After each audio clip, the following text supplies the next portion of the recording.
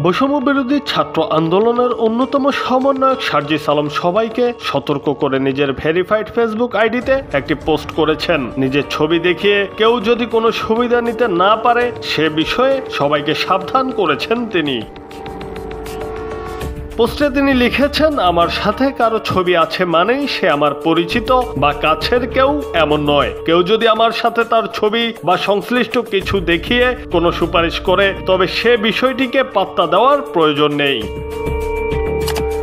তিনি বলেন, ব্যক্তিগতভাবে সুপারিশ আমি পছন্দ করি না। যোগ্য মানুষগুলো তাদের যোগ্যতার ভিত্তিতে উপযুক্ত জায়গায় যাবে এমন স্বপ্নই আমি সবসময় দেখি এবং এটাই অভ্যুত্থানের স্পিরিটের সাথে প্রাসঙ্গিক।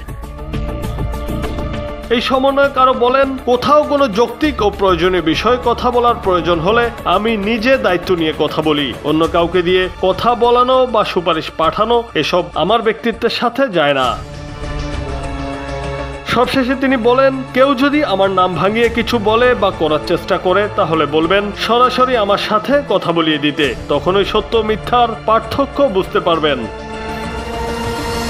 প্রতারক, ভণ্ড ও সুবিধাবাজ থেকে সাবধান থাকারও আহ্বান জানিয়েছেন কোটা আন্দোলনের এই সমন্বয়ক।